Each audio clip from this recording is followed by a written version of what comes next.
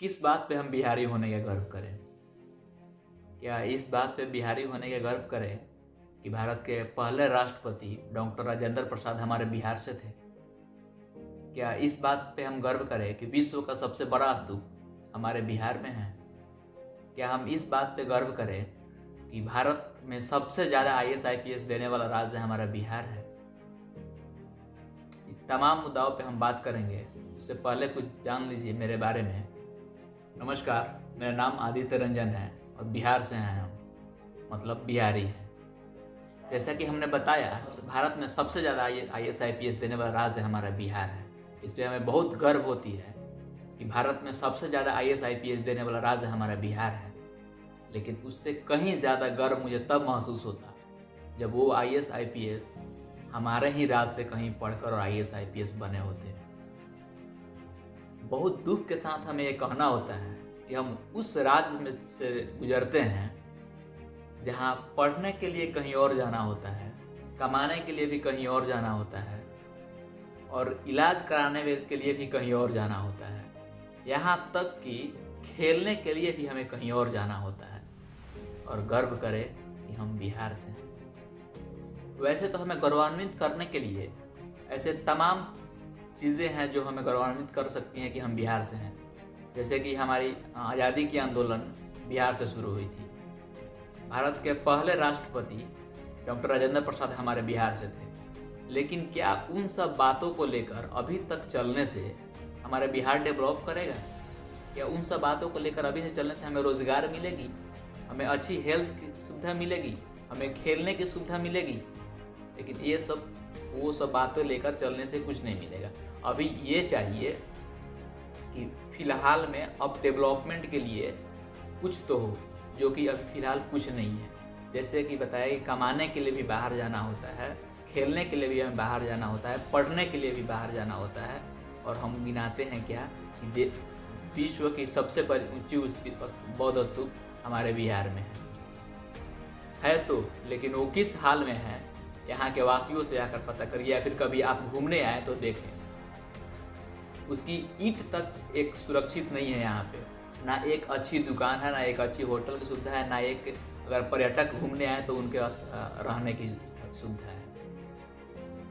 और बात खेल की करें तो खेल का तो यहाँ पे कोई नाम निशान नहीं है। हमारे बिहार से चलकर और एक बहुत अच्छे मुकाम पे खेल रहे हैं ईशान किशन। और ईशान किशन के बारे में हम कुछ बताएं उससे पहले आप ये वीडियो देखिए। फॉर्म करना है बिहार में काबा। बिहार में काबा। बिहार में क्या है? आपको भोजपुरी नहीं आती? बिहार में क्या कुछ है, आपको क्या लगता है? बिहार में क्या कुछ है, किस सेंस में? जैसे अब चुनाव में ये स्लोगन था, लोग ये पूछ रहे थे कि बिहार में काबा, विपक्ष ये कह रहा था कि बिहार में कुछ नहीं है। सत्ता पक्ष की तरफ से कहा जा रहा है कि हर सेक्टर में तो यहाँ पर भर भर के काम हुआ है। ईशान को क्या लगता है? स्पोर्ट्स में काम हुआ है? ईशान को क्या लगता है, डेवलपमेंट हुआ है? मुझे लगता है, मैं मुंबई में रहता हूँ तो मुझे कुछ पता नहीं है कि क्या हुआ है। तो बिहार को जीते आप मुंबई में? जी, बिहार से मैं हूँ, बट मैं खेलता बाहर ही जाके हूँ, तो मैं इधर बहुत कम टाइम के लिए आता हूँ, तो मुझे अभी कुछ आइडिया नहीं है। ये मैं पता करके आपको बताऊंगा। आप ही की तरह हमें भी बहुत लज्जा महसूस हुआ ये सुनकर कि ये बिहार से हैं, बट बिहार से इनका कोई ताल्लुक नहीं है।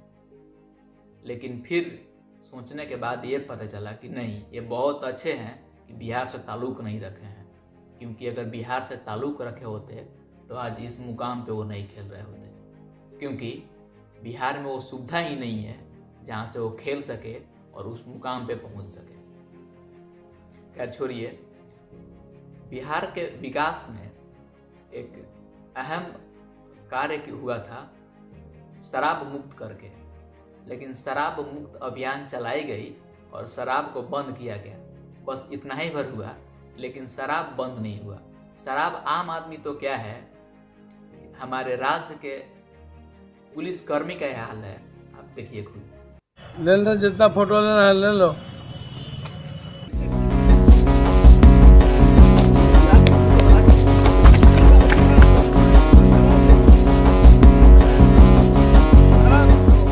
बिहार में पुलिसकर्मी ही शराबबंदी की धज्जियां उड़ाने में लगे हैं। रोहतास जिला के विक्रमगंज थाना में पदस्थापित हवलदार रामकरण राम जब सोमवार को शराब के नशे में चूर होकर एक शव को पोस्टमार्टम कराने सासाराम सदर अस्पताल पहुंचे तो उनके ड्रामे को देखकर सभी सकते में आ गए। अरे जाओ ना निकाल के दिखा ही एक फोटो ले ले दिखा दो बाहर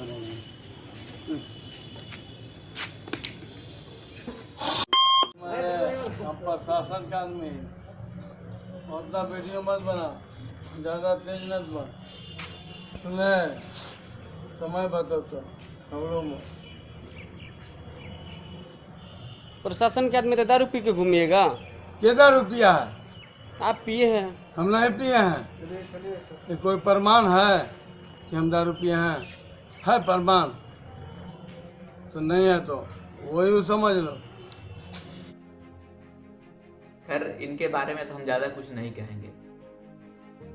शराब अगर बंद हुई होती तो शायद ये दशा नहीं होता इनका। सही माने में विकास उसे कहा जाएगा कि हमें पढ़ने के लिए कहीं और नहीं जाना पड़े, पढ़ लिख लेने के बाद हमें कमाने के लिए कहीं और नहीं जाना पड़े। अगर हम इंजीनियरिंग किए हैं तो इंजीनियरिंग के लिए काम हमें हमारे यहाँ ही मिले। अगर मेरी तबीयत खराब हो तो उसकी अच्छी स्वास्थ्य केयर की सुविधा भी हमारे बिहार में ही मिले। लेकिन ये सबसे हटकर और हमारे नीतीश कुमार अपने 15 साल कार्यकाल में एक काम किए हैं डेवलपमेंट के लिए, वो है बिहार के राजगीर में शीशे का पुल बनाकर। बहुत अच्छा काम किया है नीतीश कुमार शीशे के पुल बनाकर। लेकिन उससे पहले एक ये बात कि पिछले साल 2020 में आए बाढ़ के वजह से ना जाने कितने गांव के कितने शहर के वो पुल टूट गए, जिनसे यातायात की सुविधा काफ़ी हद तक रुक गई है। एक शहर से दूसरे शहर और एक गांव से दूसरे गांव जाने का एक वही पुल था जिससे वो जा सके और वो टूट गई है, तो उस पर ध्यान नहीं है। लेकिन वो बनाए क्या ये, उससे कहीं ज़्यादा ज़रूरी था कि वो ब्रिज बनाने से पहले इस पुलिया पर पहले ध्यान दिया था, जिनसे काफ़ी लोगों का यातायात की सुविधा रुका हुआ है। खैर हमें ज़्यादा कुछ नहीं कहेंगे, बस यही कहेंगे अब कहीं और जाकर अगर बिहारियों का हाल देखिएगा तो वहाँ पे गाली के रूप में बिहारी कहा जाता है। तो ये क्या हमारी गलती है जो गाली के रूप में बिहारी कहा जाता है?